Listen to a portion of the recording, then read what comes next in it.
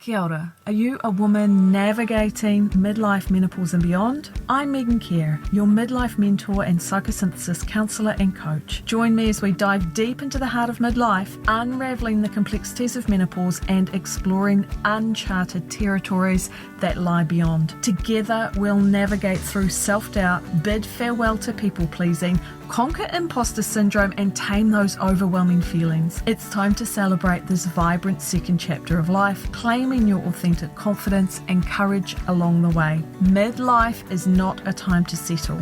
It is a time to unleash your purpose, make an impact uniquely your own, all while prioritizing your well-being. So buckle up for conversations that resonate with the essence of your midlife journey. Are you ready? Let's begin. So welcome to the podcast, Kendall North. Your business is called Deeply Nourished and you're a holistic dietitian. Tell us about you and who you help. Okay, so I have been a dietitian for many years, and it started for me growing up in a large family of girls on a farm. And I was always so curious as to why my sisters were slim and I wasn't. And at that time, and of course, all of the societal messaging and the family influences, weight was a real focal point, and how I developed my own attitudes and beliefs around food and my body. And I went on an exchange when I was 15, came back when I was 16, and I gained heaps of weight. And of course, that wasn't very nice as a 16, 17-year-old. And that was where my weight loss journey began and my curiosity. So rather than go down, I always loved food. Like I just was really drawn to food. So rather than sort of going down the chefing line, which I had originally sort of thought, I sort of changed my focus. And I was like, I really want to learn about food and nutrition.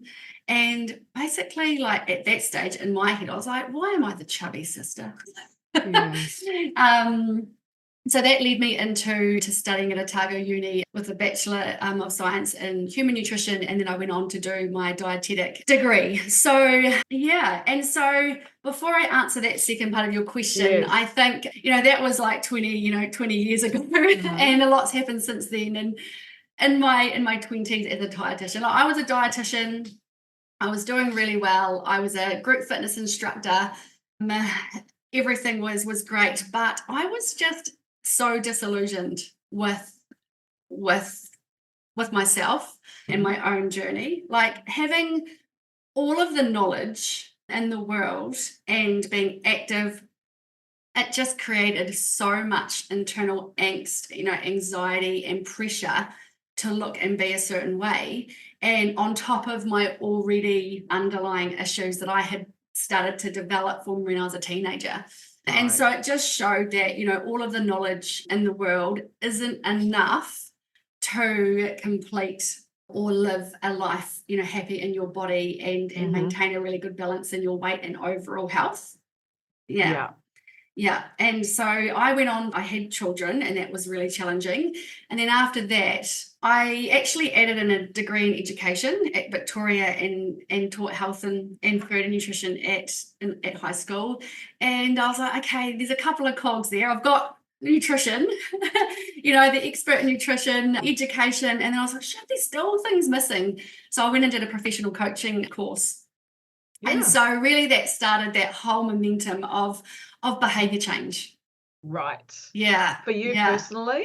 For me personally, yeah. So once I had added in all of those things, I then have received really intensive mentoring to help work through all of my journey to be able to do it for others. Yeah.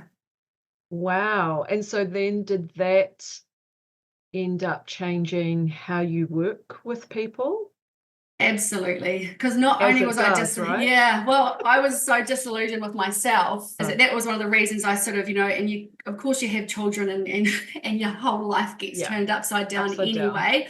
So sort of coming into that new phase, I was like, actually, being a dietitian isn't in the model that I had learned, wasn't fulfilling. It wasn't robust enough for what I knew that needed to happen in order for someone to get the full transformation of their life, not just focused on body. Right, Yeah. right. Because there was other layers that you were seeing that weren't being addressed from your original training as a dietitian. Yeah, that, Uh-huh. and absolutely, but also that, the humanistic model is a complex model, and we know that, most things are sort of 80% mindset, and behavior, and that's the missing cog as to how people can move from getting educated to actually doing the behaviors that enable them to live a healthy life. Yeah.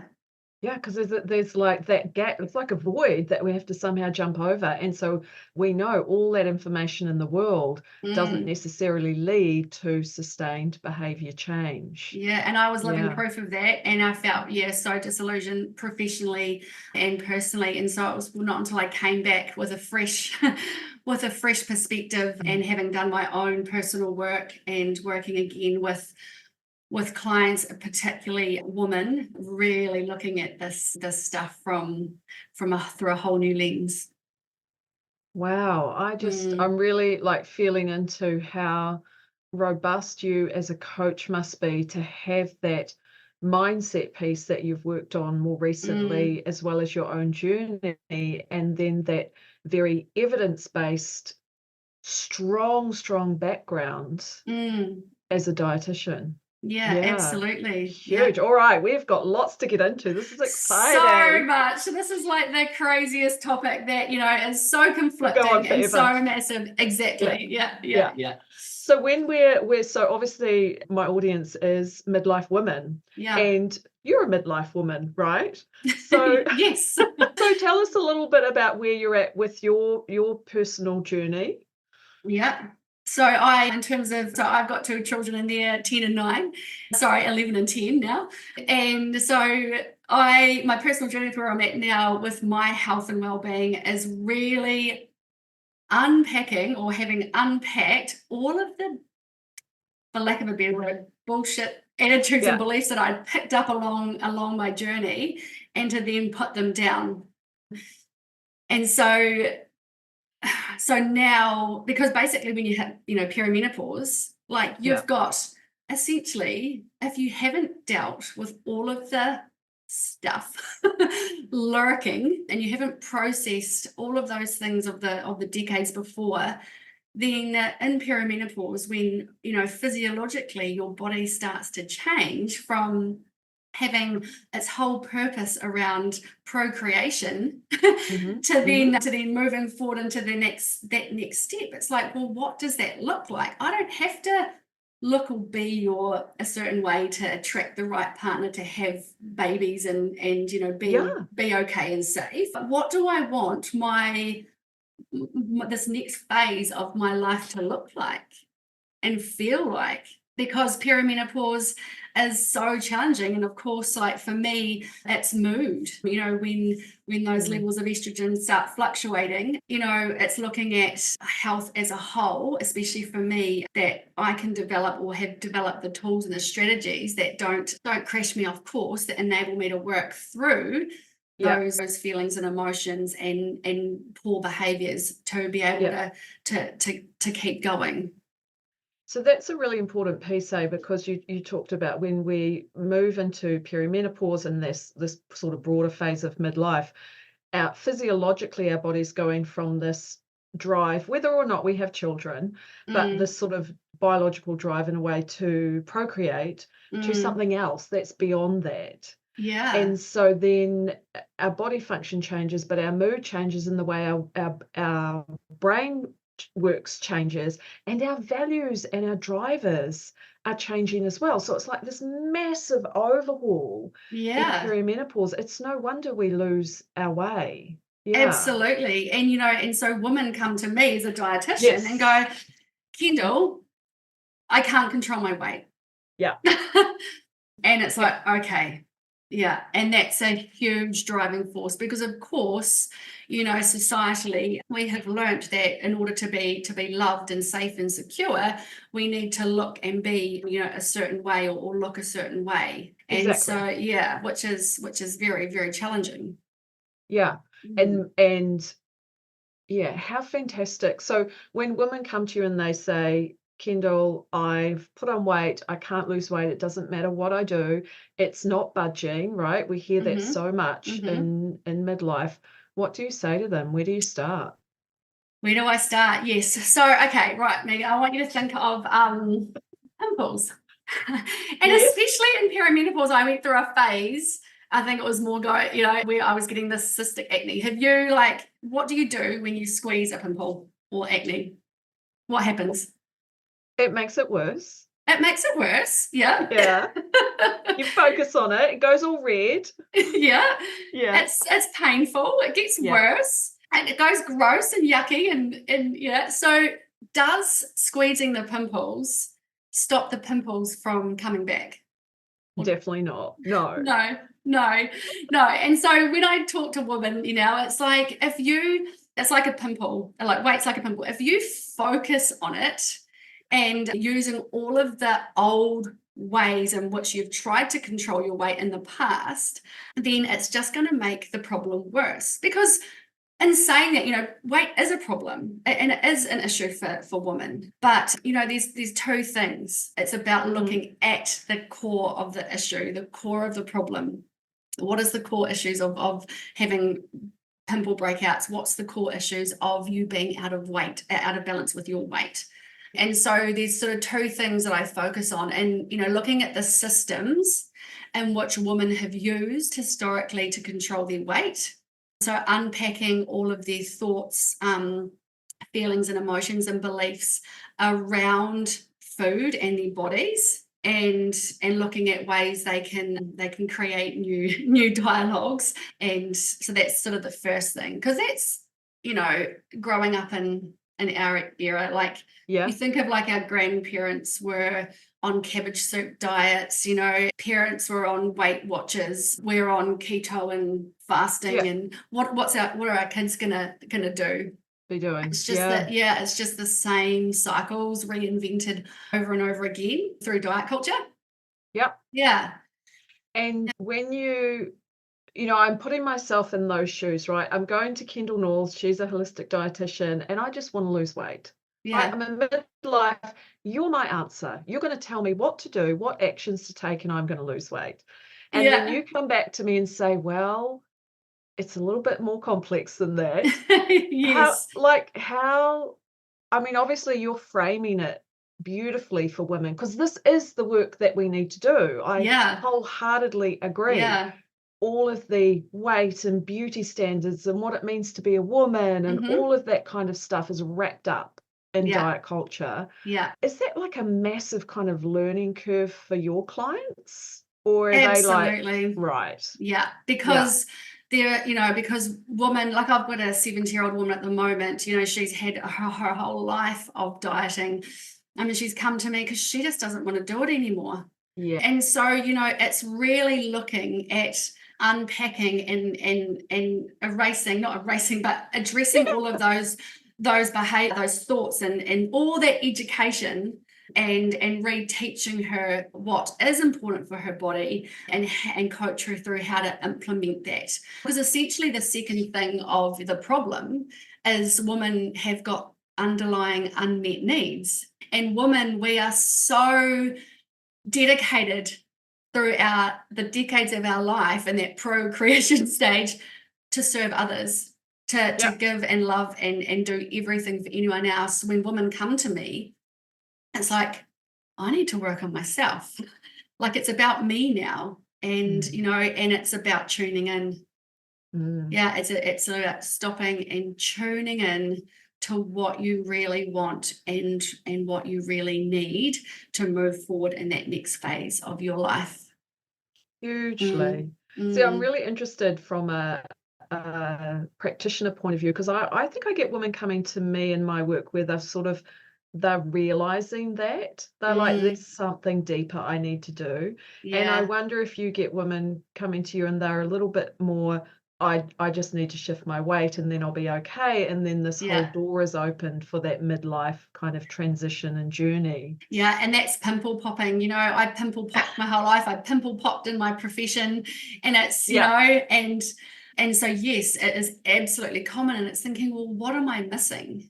What do I need to work on? Yeah.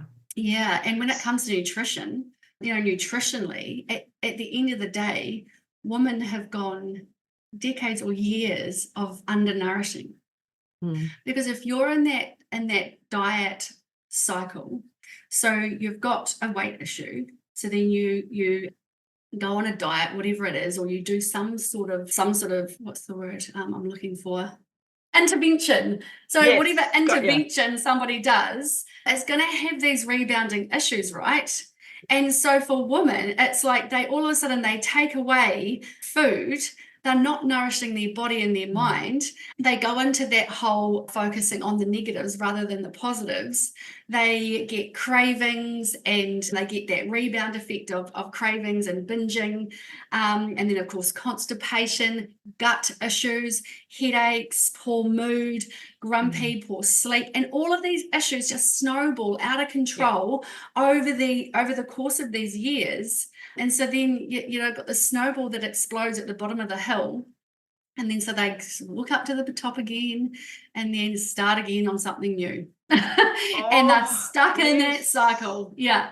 It just feels so disheartening, doesn't it? Oh, it's just awful. And so no matter what it is, it's like, actually, how do you get out of that cycle? Stop popping pimples and focus. And so with nutrition, helping women build a really strong scaffold of nourishing food as a baseline.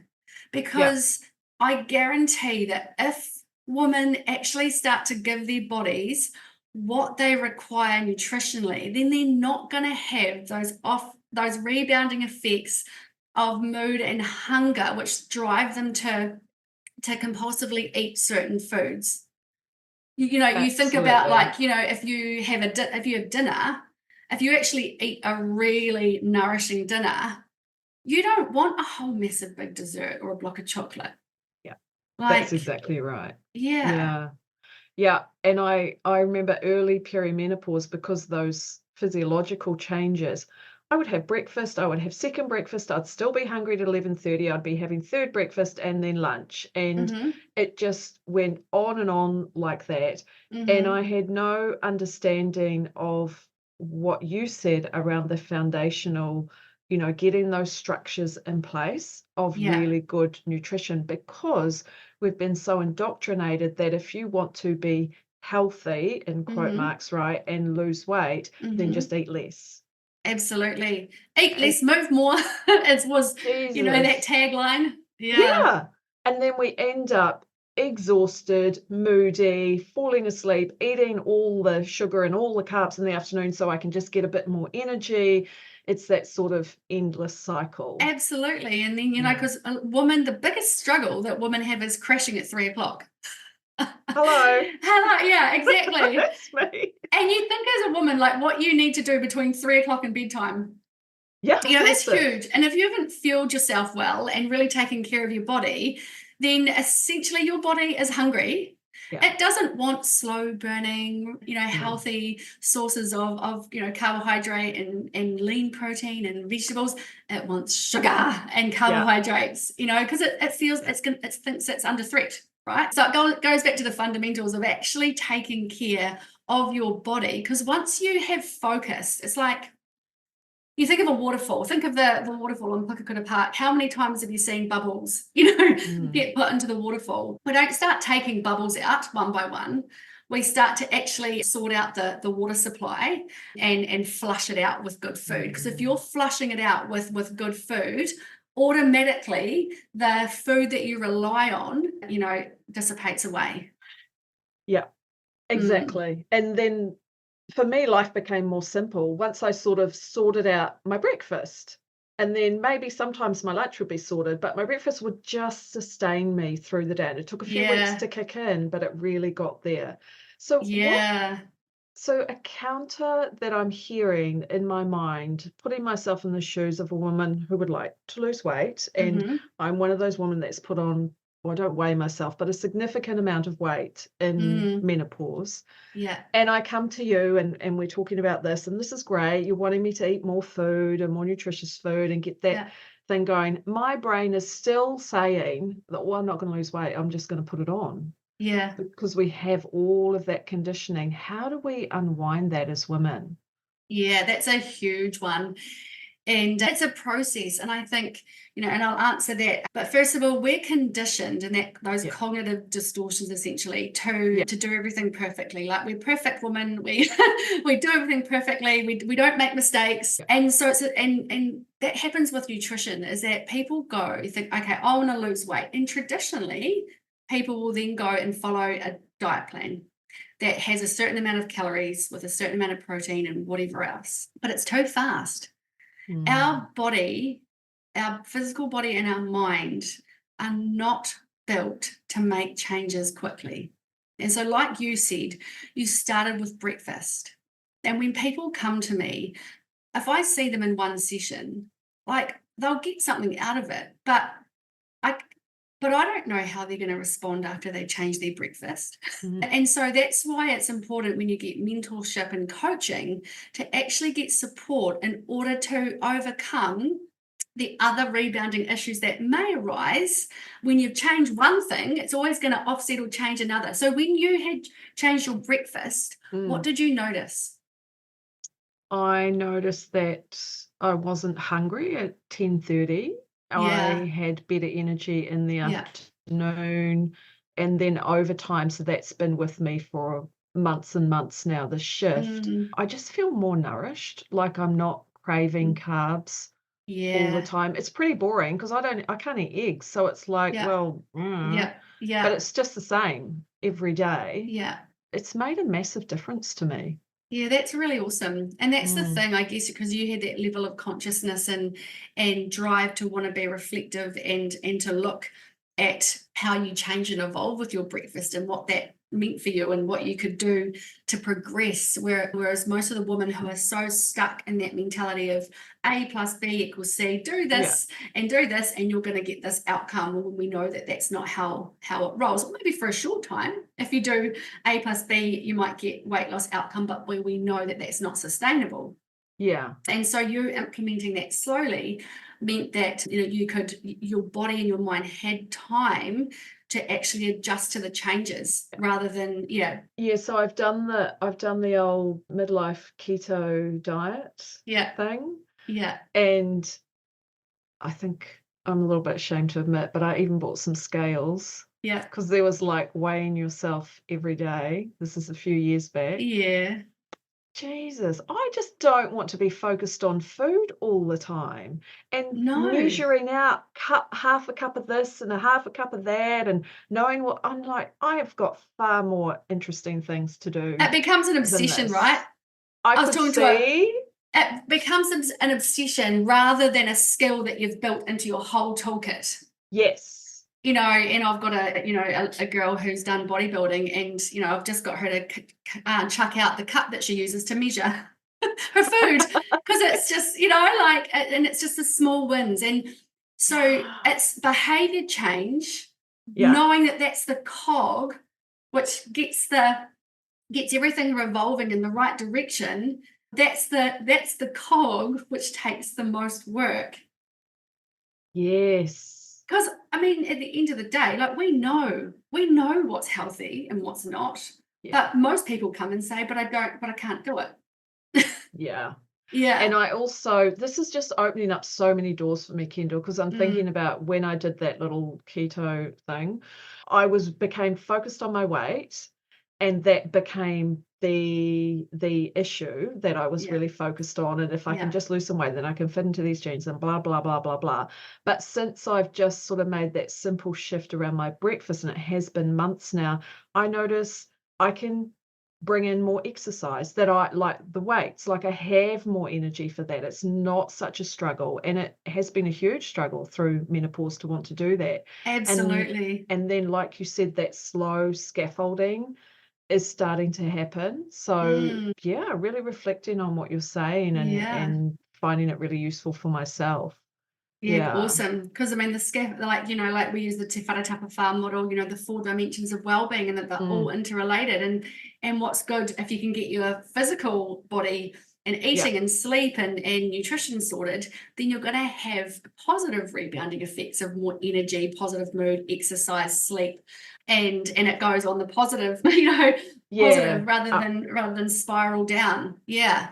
Exactly Because right. with our bodies, like when the focus becomes on weight and we're pimple popping and it just gets worse. I mean, because weight can still be a health goal, but it's not the goal that's going to get your butt out of bed to make yourself a good breakfast and be active. And so women I see, it's like, what is beyond weight? So in this new season of your life, okay, so we look at their bodies and their relationship with food and unpack all that, really give gratitude to what your body has done for you to this point, even when we wreck it. We try to wreck it and sabotage it, and we're mean to it, and we talk to ourselves horribly and all of those sorts of things. Actually, what our bodies have done for us, and then pick a new focus as to what we want from our bodies in the next season of our life. And for most women, when I sit down and really get to the nitty-gritties through coaching and looking down through the layers, women want to be happy, healthy. They want to be able to eat and enjoy food. They want to be able to walk up the mountain, play with their grandkids, not get an illness that stops them from doing all of those things. Like, that's the essence of life. Yep. Yeah. Yeah, absolutely. Yeah. Yeah, that's huge. And then I'm thinking, well, you're helping your clients to connect to that. And then that's such a deeper why than I want to lose a few kilos. I want to fit back into those jeans or whatever it is. Yeah, which is and when people have that anxiety, that frantic anxiety over wanting to lose weight quickly and get into the jeans, it's about coming back and using those techniques of mindfulness, meditation, breathing, whatever it is that people do to bring yourself back and calm your body, calm your brainstem, get out of fight, flight, freeze mode and going to a conscious state, going, will starving on one hand or will eating a block of chocolate take me closer to my goals, my actual deep goals, or further away from my goals? And so it's working through the ickiness of those big emotions that cause people to impulsively make choices one way or the other. That ultimately don't serve us. No, that don't serve us, that just keep us in that weight loss cycle. Yeah, I think that's really helpful, because I think there's maybe a perception for women that either I'm going to need to diet to maintain a good weight or find a good weight, or I just let it all go. And, whatever. Yeah. And that's a sort of a collapse in what I see. I wouldn't say that's acceptance. It's like one way or another. Yeah. Which is really sad, isn't it? Because us as women, we've got so much more to give and so much more life to live, beyond 40. There's that old cliche, life begins at 40. Yeah. And it's because you can learn to have a whole new appreciation for your life and what you want. Yeah. Yeah. And I have found, though, that it, from that sort of 45 to 50 age, that life begins at 40. Yes, but we sort of have to unpack all of those belief systems and all of that templating that we've had from most of our parents and grandparents, that actually life just kind of gets smaller and smaller the older that you get. So that's I call it an act of rebellion, because we're saying no to that. And I hear that in your work as well. Absolutely, because once you say no to all of that rubbish, how freeing is it? Like, it's so unbelievably freeing for you to feel empowered to choose. It's like, I choose this. Like, what do I want to focus my life on now? Do I want to die focusing on my weight? Yeah. Mm. Yeah, exactly. Huge lessons there. I watched my mum go through that diet for all of her adult life until 6 months before she passed away, and she finally reached her desired weight, but that was because she was sick. It was terrible. Isn't it just terrible. so soul destroying? Yeah. So what for our women who maybe in perimenopause or early menopause, they're like, well, this is all well and good, Megan and Kendall, you're talking very beautifully philosophically, but I haven't got energy to drag myself through the bloody day. What do I do? Where do I start? Yeah, that's a good question, because, again, women come to me and they're like, I'm confused about what I should be eating. Yeah. I don't know who to listen to, and I certainly sure don't know where to start. And that's, of course, like when I see women, and of course I'll speak broadly, but like I do, and I'm sure you do too, I know you do, as really that first session, it's about listening and about getting a really good understanding of someone's lifestyle, their medical needs, their history, and around food, and helping them understand where they want to go. So that's the first thing, is that really looking or having a reflection on. Journal's good, like an actual journal.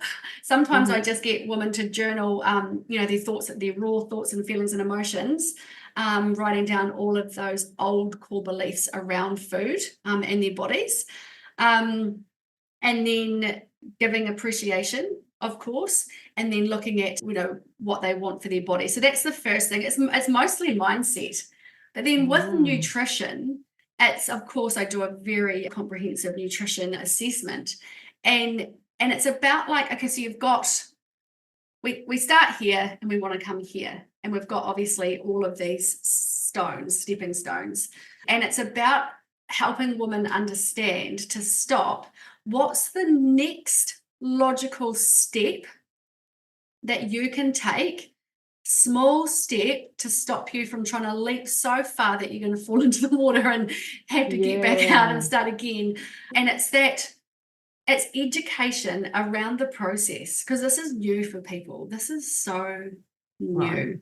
Like knowing that me telling a person what they should eat for breakfast, lunch, and dinner and snacks is not essentially what women need.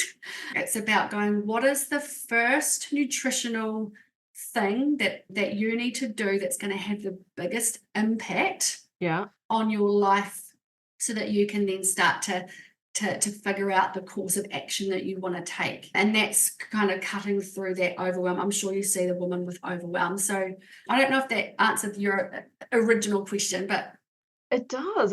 And but it also highlights for me what a massive shift in perspective and mindset that takes. So like you said, lots of education around that, and that it's actually quite radical, because we get all of these marketing messages around, just do this diet and you'll lose your meno belly, just take this supplement and you'll whatever lose the weight, and so it's a real shift around that. Can you give like a concrete example of what one of those small steps along that journey might look like for one of your clients? Yes, let me think. So an example would be a woman came to me and completely and utterly overwhelmed with food and dieting, no energy to do anything other than exist and get kids to bed. And isn't it interesting? I think of one example, and then all of a sudden I start to think about all my clients. I'm like, they're all coming in. Exactly. I'll give you this example that's on the top of my head, is that she wasn't eating, she was fasting, and she wasn't eating breakfast. And so the very first step is regular meals for women. Women don't like being stressed. If we're starving, our cortisol levels are shooting through the roof, and things don't go well. So the first thing is regular meals. So for her, it was like, right, we need you to start, how do you feel about having breakfast? And she was like, yeah. And I was like, what do you feel comfortable? She goes, I don't have an appetite. I doesn't, whatever. And I was like, okay, yeah, that's cool. Remember that little stepping stone. I was like, what would you feel comfortable? Oh, also knowing that she's an avid dieter, calorie counter, control over food. So what could you manage for breakfast? And she was like, I could manage the cereal that I normally have with some milk. I can't remember what brand it was. And I was like, okay, well, so that's, I said, is there anything else that, you feel like you could manage? She was like, oh no, I think that's enough. Of course, there was other elements at play. And so she went away and she implemented her breakfast. And as we put in those stepping stones, those concrete stepping stones over time, because I mean, I deliver this in coaching packages so that I'm there holding hand, giving tools, strategies, resources, so that eventually my clients can go a happy way on their life and do it themselves, right? Yeah. So over time, she was like, okay, right, my breakfast isn't keeping me full now. So then we worked on the quality of her breakfast. And then so you can see that it was all just scaffolding up. So breakfast, and her coffee wasn't serving her. And then we started to increase the quality of her breakfast. And then, like you said with you, all of a sudden it's like, oh, I feel more energized at morning tea time. I'm not relying on more cups of coffee and the biscuits from the cookie jar at work or whatever, or you're not in the fridge or at a cafe eating slice or whatnot. And then you think, okay, I've got more energy. Oh my gosh, okay, well then I'm not as starving for lunch, so I can then sit down and eat my lunch, and then in that process just continues. So you're constantly adding in elements as to what is most important to the client and is going to have the biggest impact, the lowest hanging fruit. Yes. So, yeah. Got ya. Yeah. Rather Beautiful. than going, right, you have this for breakfast, this for lunch, this for dinner. Okay, yeah, I'll see you in 3 weeks. That doesn't work. Why doesn't it work, Kendall? It doesn't work because none of those rebounding issues are accounted for. Yes. So someone might have what they call a perfect breakfast, but then it might cause them they might have gut issues from it, or they might get constipated, or they might be too full at lunch and then not have lunch, or they might not be able to afford it, or they might have something happen and they can't prepare that food that day, or they've decided that they're going to have fish for lunch every day, and then all of a sudden they don't like fish anymore, and then they're like, sure, well, what do I do now? And so again, it's teaching women the flexibility and their eating. Like you want to, and teaching women to make the best choice in the situation that they're in, and that being enough. Love that. Yes, because I'm thinking about what is the first thing that we do if we think about wanting to lose weight? We drop food items. We try and not have the cake and the chocolate and the this and the that, and we bring in the salads and all the rest of it. We punish. Punishing our body into submission is just hurting it. Because then when you fail and not perfect, then you beat yourself up. Yeah. And goodness knows, like when women start to really tune into their thoughts, because remember, our thoughts elicit emotions, and emotions elicit behaviors, or then really when you go back to it, it's like, why am I binging on a block of chocolate when I've just said to myself that I don't want to have chocolate because I want to lose weight? Yeah, absolutely. It's going back to the drawing board. And of course, like I'm not a therapist, a psychologist. I work on positive psychology principles. It's like, what can you add in rather than focus on taking out? Got ya. Yeah. And I think what that is doing is empowering us to be able to nourish our bodies for the rest of our life, rather than rely on this diet plan that Kendall gave me that I have to, adhere to. Otherwise, I'm having all of these guilty thoughts and shame and internal punishment. It's just like being dictated to. And you know what? Like, I haven't really met anyone who really loves to be told what to do. It's not just me then. And so people like to be told what to do around food because it's one less thing they have to worry about. But of course, I've mentioned it a lot of times, is that doesn't account for actually the unmet needs that are going on below the surface, which is actually when you've gone through this course of nourishing and this new phase of your life, like what do you actually want out of life, your day-to-day life? And those are questions that we need to take time with and really look at. And I think for a lot of women, we just haven't had time to look at it. We've No. maybe got married, had children, had a career, or whatever, some Yeah. parts of that. Yeah. And the what do I really want Yeah. has been way in the background. Absolutely. Yeah. Absolutely. And it seems so simple, but it's how amazing is it as a person, when you're doing the work and you're on the journey to actually have the ability to tune into your body and listen to what it's telling you. Massive, isn't it? It's just massive. Yeah. It's massive. And when you Yeah. go into that flurry and that deprivation weight panic and you drop everything in order to get a certain outcome of weight, and you're depriving yourself of other love and connection through food, through having the energy to do the things that bring you joy and calm, whether it be exercise or walking outside or having, when you go into that deprivation panic of being moody and hangry and raging at your kids or your partner, or fights, your relationships go downhill, your sleep's upset. And that's, of course, that whole te whare tapa whā, one thing goes, one side of the wall goes, then the other, it becomes a really unstable structure. Well, Kendall, you have given us so much to think about, and I'm also very aware that we've really just scratched the surface. I know.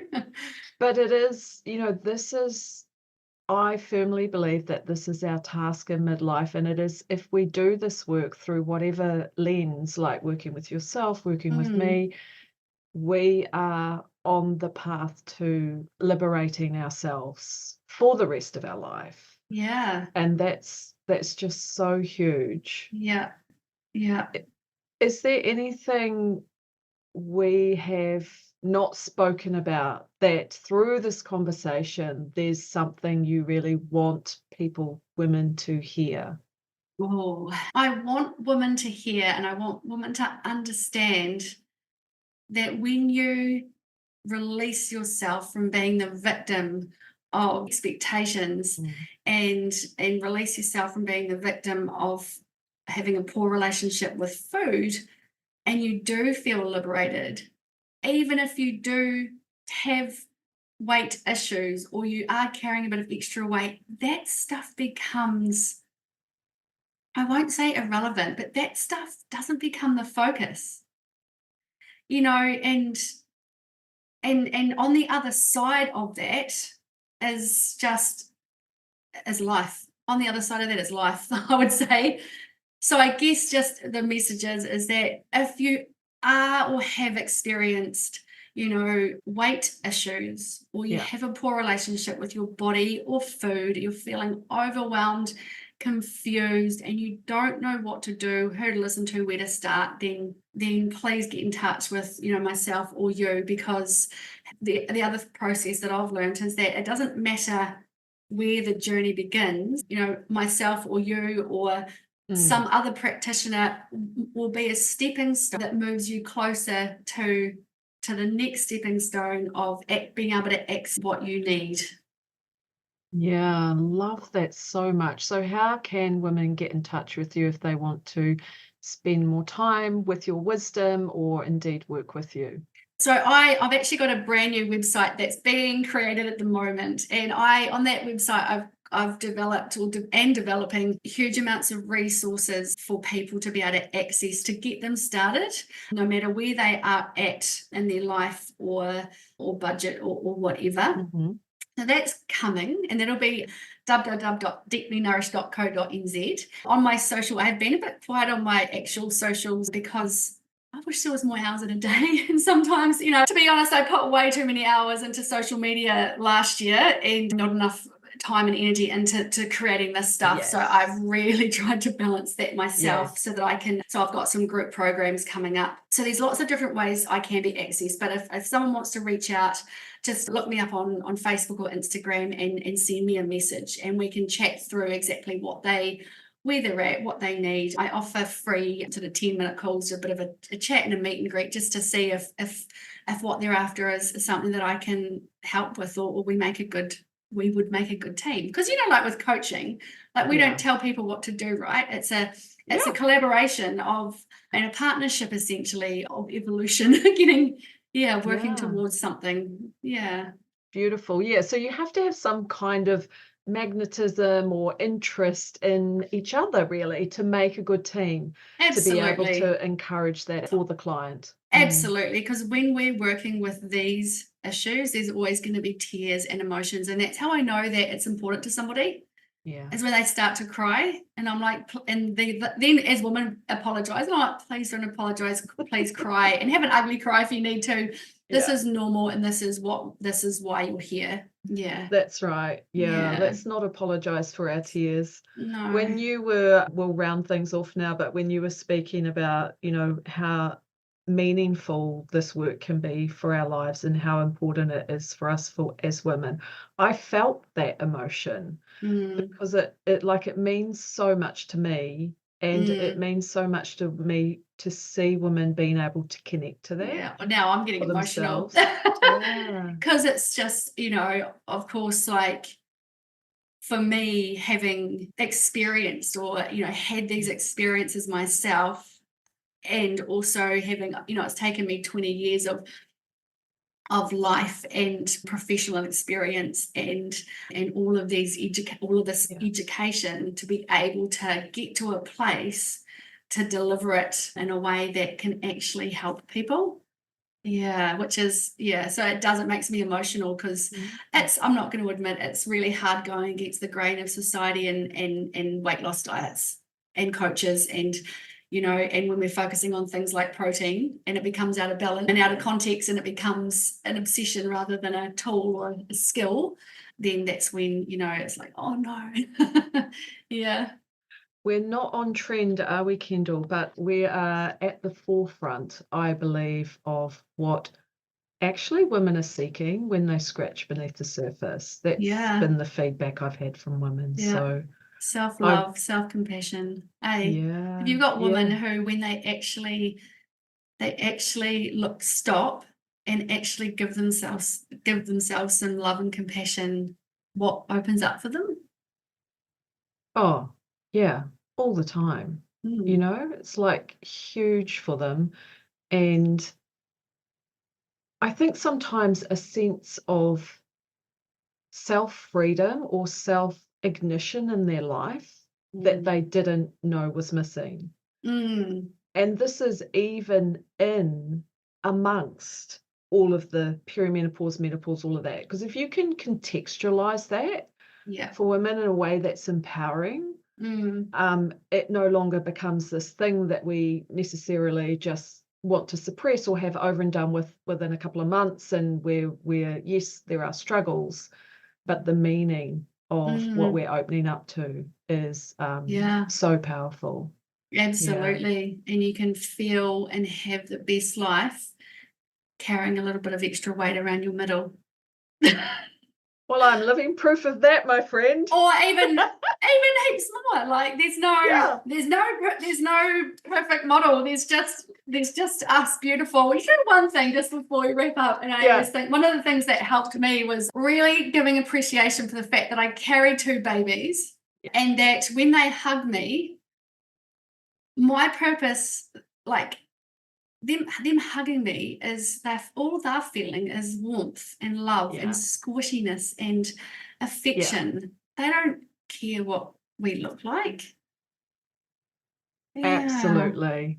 And this is the inherent purpose and meaning of our body, to carry us through life, not that my belly has gotten bigger in midlife. And we haven't even touched on how to grieve that, eh? Oh God, it's just it opens up a whole new world. That's actually a good topic for another one. It is, yeah. All right, Kendall, this has been amazing. I thank you very much. Thank you. We'll call it a day, but I feel incredibly inspired by our conversation, so thank you so much. Thank you, Megan, for having me. I absolutely loved it. And thanks to everyone who listens. Hey, thanks for joining me on the podcast. Really appreciate you. Check out my course where we just go so much deeper than I can ever do on a podcast over an 8-week period. The Midlife Upgrade course is a blend of video and learning modules and weekly live calls where you will discover a roadmap for psychological freedom in midlife. Check out all the details on my website. I really would love to have you join the course, megancare.co.nz/course.